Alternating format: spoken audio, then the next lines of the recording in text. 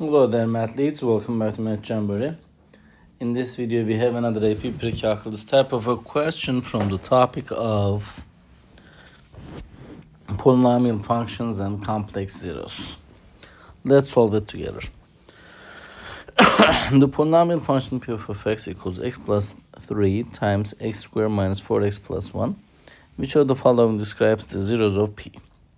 A, p has exactly 2 distinct real zeros. B, p has exactly 3 distinct real zeros.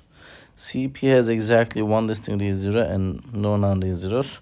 And D, p has exactly 1 distinct real zero and 2 non-real zeros. To solve this kind of equation problems, we will need to find, of course, the roots, which is these zeros actually.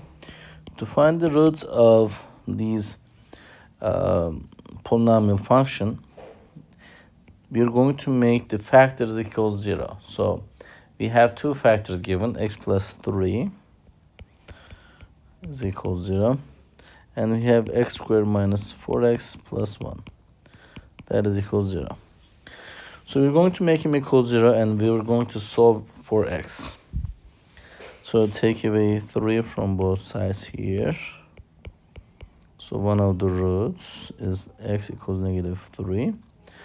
And for x squared minus 4x plus 1, we cannot easily factor. I mean, the factors of 1 is 1, 1, 1. But when you multiply 1 by 1, you get 1. But when you add them, you don't get negative 4. Therefore, for this one, we're going to use the quadratic formula. So in the format of ax squared plus bx plus c equals 0, the value of a is the number in front of the x squared, which is 1. The value of b is negative 4, and the value of c is 1. So we're going to now substitute these values in the quadratic formula, which is x equals negative b plus or minus square root of b squared minus 4ac divided by 2a.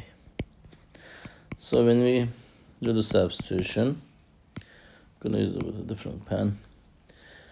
Negative 4 plus or minus square root of b squared negative 4 squared minus 4 times 1 times 1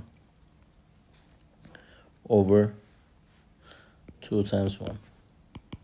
So this turns into positive 4 square root inside of the square root.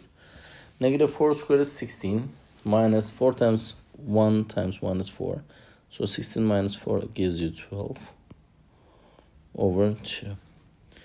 So the x1 is 4 plus square root of 12.